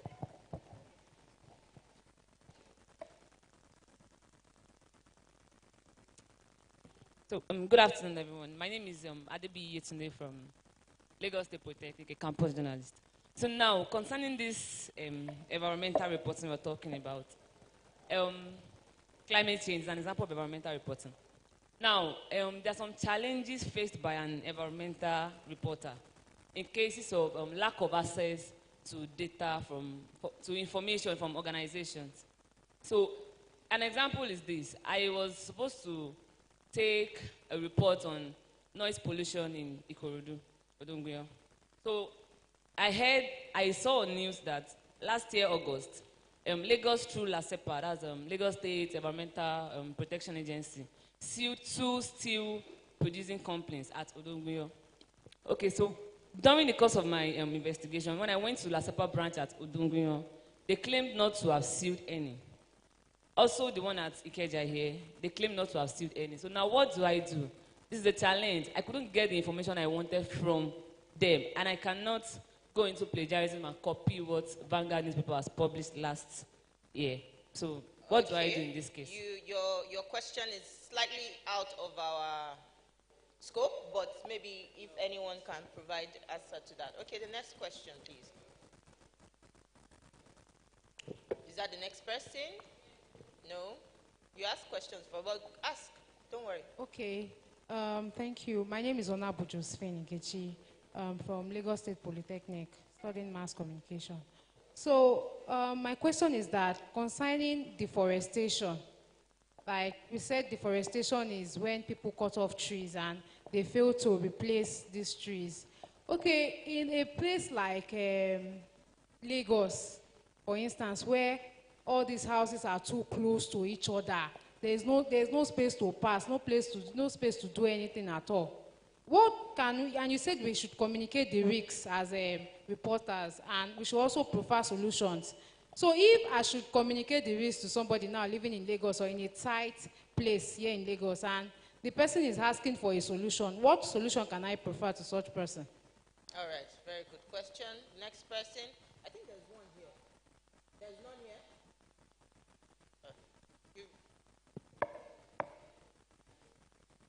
Good afternoon. My name is Olashige Anizad. I'm also a campus journalist from Lagos State Polytechnic. So my question is based on Nigerian are seen as like some of our materials they bring in. Our waste products, they don't really have good dumping sites. Please use a mic and one house, please. Yeah, our waste products are not probably taking care of like waste management. Exactly. So how those things tend to combine and affect the climate. So what are solutions that have actually been implemented so far? Because most of our people out there don't really know much about environment. They are actually ignorant of things like that. So how can we tend to improve on our advocacy on the aspect of the climate? All right, thank you very much. Next question on that side.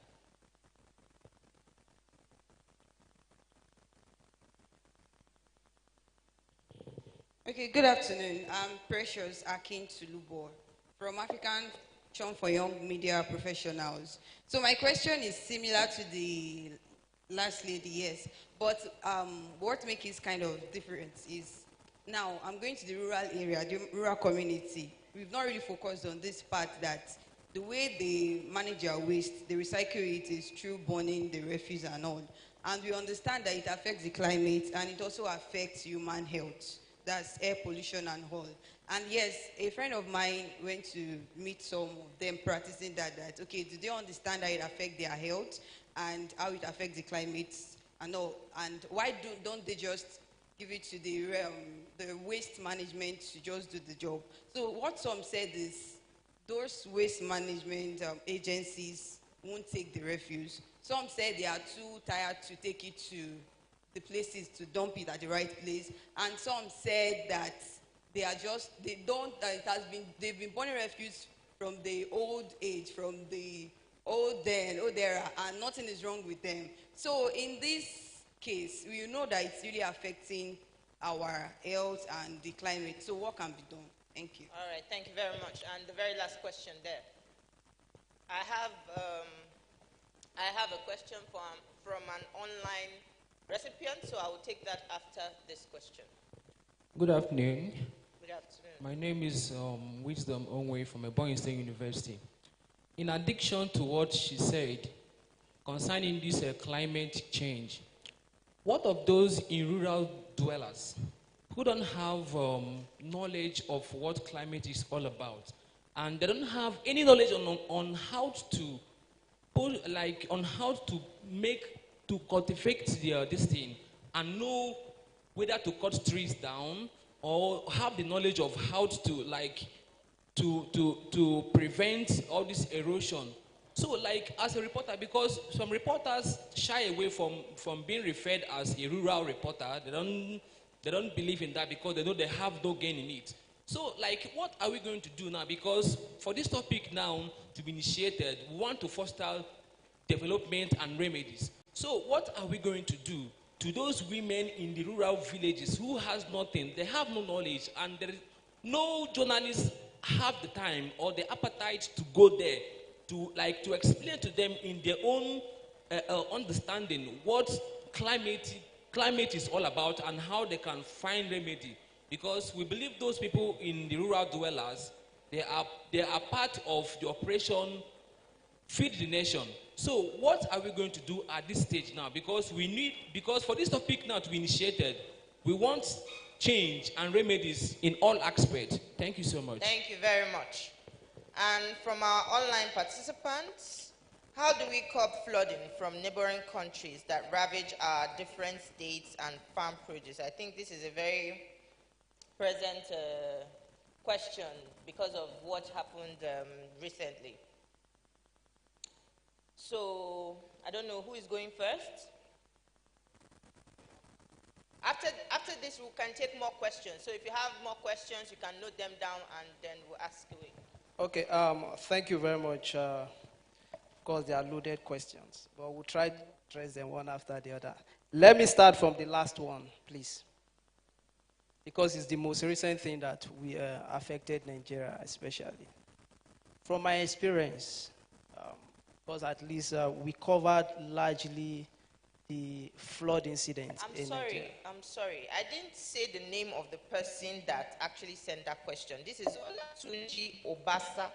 Okay. Olatunji Obasa. So in response to that, how do we cut flooding from different... So now, in Adamawa State, for instance, 7 of the local government areas in the states, River Benue cuts across 7 of the local government areas in the state. That I understand when I traveled. And across these 7 local government areas, we have what we call major river tributaries that flows, in between town communities and the likes. Those largely affected by the flood were people in the agrarian communities that grow largely grains like rice, maize, and the likes. But from my own observation, I observed that over the years, the River Benue has been silted. Likewise, the tributaries and major drainages that ought to have accommodated the volume of water as rainfall increases, they were all silted and has not been desilted, despite the ecological funds given to the states. So one of the major ways we can use to cut this is desilting of these water channels, and also the issue of management of our dams. The dams, I understand like the Lagdo Dam, when they observe that, okay, the volume of water has increased significantly in their area, in order not to affect their own people, they release the overflowing water into the surrounding water bodies. So I learned there is an agreement Nigerian government signed with Cameroon to build what we call a buffer dam closer to the Lagdo Dam, where whenever they release the excess water flowing from the Lagdo Dam, the buffer dam will be able to accommodate this volume of water, reduce the pressure from affecting people in the community. Because, of course, when water does not have where to, settle in, what will happen? It flows to surrounding communities, affecting people. So, one of the second thing we need to do is the effective and efficient management of our dams across board. The water, in fact, one of the recommendations by NEMA earlier this year, after the seasonal climate change prediction report was released, was that the water ministry needs to desilt all the waterways in the country, and also manage properly, service our dams are located at strategic positions in the state. So that's one of the way we can, reduce the impact of flooding in, I don't know if the person that asked that question is satisfied with my response, but that's what I have. Then concerning rural dwellers who don't have knowledge, should I take that? Okay. So concerning rural dwellers who don't have knowledge about climate change, I always emphasize this. When we do our report, we publish. It's only those who are lettered, that understand English and the likes, that read this. But majority of the rural dwellers don't even have internet. They don't have smartphones. They don't have, some of them can't even afford television. So even an indictment on the government is the fact that whenever the seasonal climate change prediction report is released, how do we even communicate this to the most vulnerable groups of people in the rural community? For me, I feel the best way is that we communicate it using the local radio stations in that state. Most of them, when they wake up in the morning, they have small radio that they listen to. Likewise, the inefficiency of our extension workers, in the agricultural and the likes, to advise these farmers on some of the climate smart practices that they need to put in place, on some of the proactive measures that they need to adopt in order to reduce the impact of climate change on them, is lacking. So I feel that there is a need for us to boost the extension services in the country and also adopt this way. In those days, I think they make use of the town criers that goes about if there is any, important information that needs to be disseminated. Once they see the person, they will just gather to get that information. Because you cannot give what you don't have. In fact, one of the major reasons why Nigeria's green bond forestation project failed was because the communities, the rural areas where they are supposed to implement this project, they never bought into the project. They were not carried along. So you have to sensitize people, because ignoble behaviors are product of ignorance. You sensitize them to understand the significance of the project they want to implement and how it's going to benefit them, and also let them know the negative impact that it will have on them. I feel that's the best way to communicate climate change impact and, the effects to local dwellers. I think I've taken two. Okay. Let me just add something to what he said, because from what I got from the question of rural women and rural dwellers on how to communicate climate change to them, especially as a journalist who reports on the field. So sometimes when you go to communities and then you talk about climate change, people don't understand. It's just like you're speaking jazz. So basically, when you go to rural communities, you don't tell them climate change, this is as a result of climate change. You need to use their lived experiences, their everyday lives, to explain to them that this is as a result of climate change. A lot of women farmers who have been impacted by climate change, one thing, when you interview some of them, you sit down with them to talk to them, one thing they will tell you is that we've never seen this type of rain before. This is different. They will start giving you instances. So you have to talk to them, ask them, have you had such experiences before? What was it like before now? Were you making, what kind of money were you making before now? How much are you making now?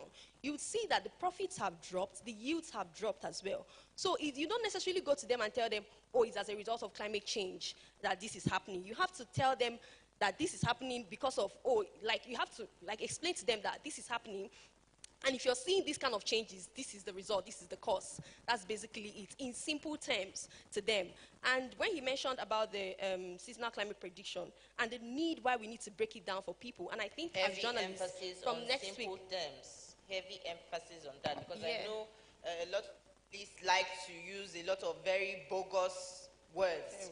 So when you're communicating with someone, you have to communicate in the most simplest of terms. All right, please go. Especially using their life experiences. And in talking about climate predictions, I think from next year, February, journalists should start doing stories using their medium, like he's a rural journalist who can have access to like local radios where they can start breaking down. I spoke to a woman farmer this year who had to borrow 500,000, and now she's in debt and she's paying through her nose because she borrowed money to farm. But if she had access to information that told her, oh, so and so period, we're going to have this amount of flooding, she wouldn't have gone ahead to like borrow money and then farm and it gets destroyed. So as I feel like in communicating, we as journalists need to break it down while government also does their part, and also in simple terms so that people can understand.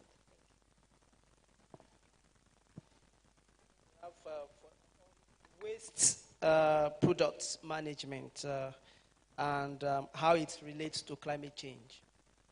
Like we all know, we have different varieties of waste. We have solid waste. We also have the liquid waste, the sewages we produce. So the way we dispose this waste matters a great deal. You see some products, when you purchase them, they will say when you dispose properly.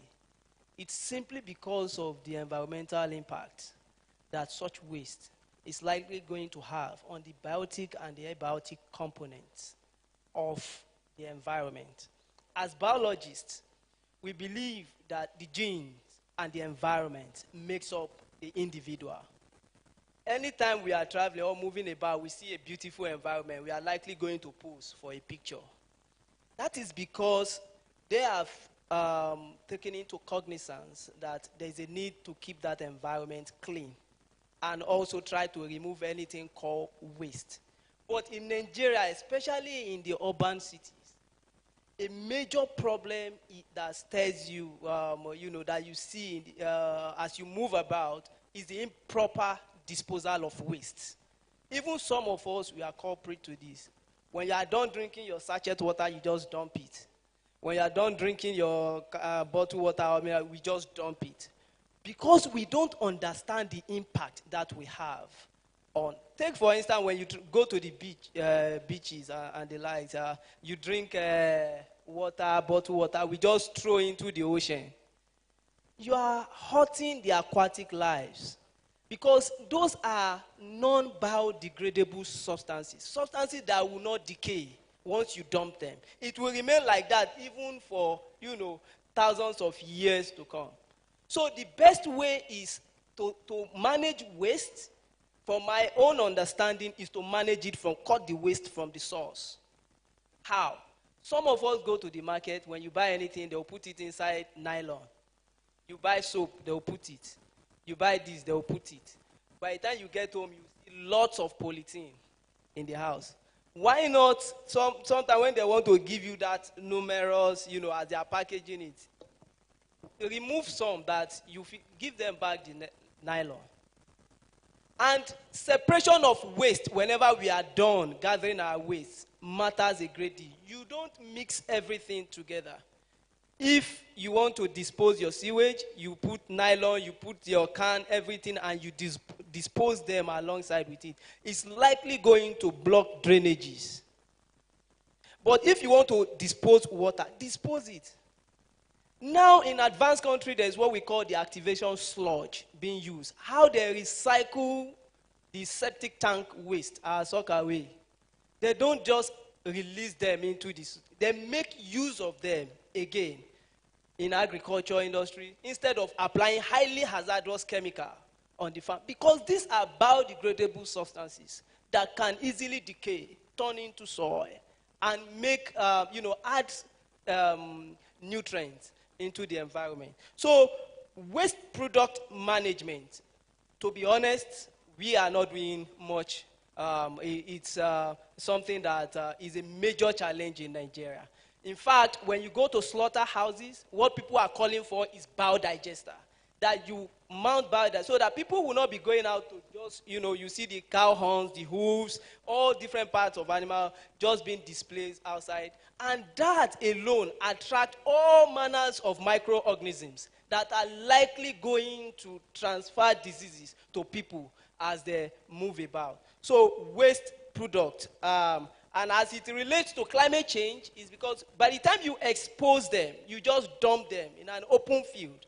As these products are degrading, they release toxic chemicals into the atmosphere, which are gases. You won't see them because there are chemical reactions as it occurs. But if we have adaptation or mitigation strategies in place, like planting of trees that makes use of these chemicals as they are being released into the air to trap them for their photosynthetic process, you have refined that product. So there is a need for us to deliberately create institutions that will be recycling most of these waste products as we generate them. So I feel that's that for the waste product. I think I've answered okay, that. so let me add something to what he just said. So when in some of our dump sites, it releases methane, like he already said. Methane comes out from most of our, when you throw your dirt and then it goes to the environment, it releases methane, which is a more potent carbon that affects the environment. So that's one. And the person that asked this question was also trying to ask how journalists can communicate effectively in terms of reporting about waste, so government can do something, or how individuals can even help themselves. So I would say go ahead and do your stories. Use pictures, use videos, and tell your stories, and then relate to it how it affects the environment. I know when I was in Cross River, there was a particular dump site in an area, and people around there were having illnesses. They couldn't open their windows. Their windows were always shut because of the stench from that dump site. So it affects health as well as the climate. So when you're telling such stories, do your pictures, do your videos, tell the stories, and point it back to how the government needs to improve in its waste management. I know that when you put that story out there, definitely they are going to do something. I'm not going to say definitely, but most times they get ashamed and then they do something about it. And then another thing to also consider, you know, in terms of reporting on how we can address these challenges in terms of solutions and the rest. There are people who don't know that they can actually sell their plastics when they separate them from their waste. They can sell it for little money, and then of course they get some money. So when you drink Coke, when you drink water, when you drink all of these carbonated drinks, there are companies that are out there that can actually buy these plastics from you to use it to make more products or recycle them. So when we tell such stories about companies that do these things, solutions-based companies, then people get aware that, oh, if I drink this, I shouldn't throw it away, I shouldn't throw it to the environment, I can actually keep it, because it can be used for making clothes, it can be used for making other materials, it can be upcycled, it can be recycled. So when you go out there, awareness matters. Tell your story, hold the government accountable, and also tell the solutions so people know how they can address their challenges. Thank you very much. Just to add, I also feel it's important that when you are telling such stories, if the government have policies, call them out, how they have failed. When you call them, always try to attach your story to government policies, so they feel ashamed of themselves. Call the ministry out, so you name and shame them that, okay, this is what you said you want to do over this year. You have not done it. That's another way to generate impact for stories when journalists are working on a particular topic. All right, thank you very much. Any more questions? So I think we still have one question on deforestation. What solutions? I also have one more question. Okay. On the issue of deforestation, there is no doubt about it that the trees are major carbon sink. So the moment you keep cutting down trees, you are reducing the efficiency of trapping, of sequestering carbons that are within the environment. So they say, so what are the solutions to prefer? Like I mentioned earlier, ignoble behaviors, let them know. Try within your own community, within your environment. Let people know the significance, the importance of planting trees, the importance of having plants around. Let them know how it works. Just educate them. A simple Google search will tell you. Take for instance, you can use a simple example. Whenever during sunny days, you are walking under the sun, you now eventually come across a tree. You just move under. How does it look like? You see how cool it is, as if you are under AC. So you let them see that this is the significant. This is just, some of the physical benefits of growing trees that you can see. So I feel it's important that we sensitize people on afforestation, the need to grow trees, and also to strategically cut down trees. That is if need be. All right, let's Okay, wrap up on let me that. just add. More Let me just questions? add something to what he just said. Let's So ask questions, let me then just you can chip in. something very How about important that? I want to All say right. about it. Okay, so basically on how to communicate about deforestation, because I think the person that asked the question was trying to talk about how to effectively communicate so people can stop those practices. So I did a story on deforestation, on how logging was hurting the health and food of communities. So these particular community were aiding the loggers to come in and take their wood. Some of them collect money, some of them bring them in, unknown to some government officials that were placed to stop these things. So what happened was eventually, when I went to the community, I spoke to a man who had a particular sickness that he has been treating with herbs over the years. And then one day, the sickness comes back, and then he goes into the forest to look for that herb, and he couldn't find it. They wanted to find that tree, they couldn't find it. He said he had to pay people to travel miles to get that tree. So when you communicate to them that if you don't stop doing this thing, this is the health impact, this is the impact it's going to have on you, because most of these rural communities, people in rural communities, they don't go to hospitals. Not like most times, even in rural communities, you don't see government hospitals. So sometimes they use like herbs to take care of themselves. And when they keep cutting down these trees, one day they realize that they don't even have the medicinal plants anymore in their forests. So you also communicate that in your story. You should also try to talk to them about how it's going to also affect their environment. I did a story on windstorms, on how in a particular community in Abuja, there were no more trees. And then the wind was intensifying, and their roofs and their houses were being destroyed as a result of the windstorm. So, and then now they're spending money. The same money they tend to make from cutting down trees, they're spending it on taking care of their houses, their Please, roofs. let's maintain silence so that we hear what she's saying, please. Yeah, so the same money they would have saved from leaving those trees in their environment, they were now spending them on taking care of their houses because of the winds. And these trees would have served as windbreakers for these windstorms.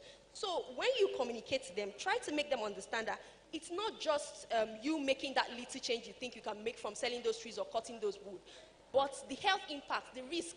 I did a story on climate change and children, the way climate change is affecting children in communities. When UNICEF released their report on climate change and children, and what I realized was I visited a particular community, and the woman was cooking with wood, and her children were there, they were inhaling and all of that. And I asked her, don't you think this is bad for your health and for the health of your children?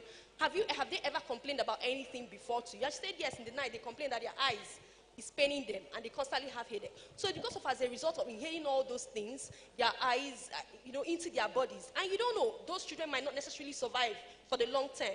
So the thing is, when you go to people to speak to them about climate change, deforestation, and the rest, don't go telling them, oh, don't cut this tree down, because of course they are making money. Tell them how it's going to affect their health, their livelihood in the future. Thank you.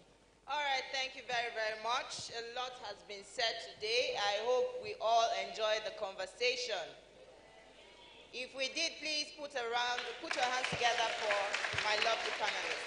Sorry we can't take more questions because we have to start preparing for the award, but thankfully we learned a lot today. I learned a lot. I hope you did too. All right, thank you so much for your attention. Thank you so much for your support, and this is where we'll leave the conversation today. Thank you very, very much. Thank you.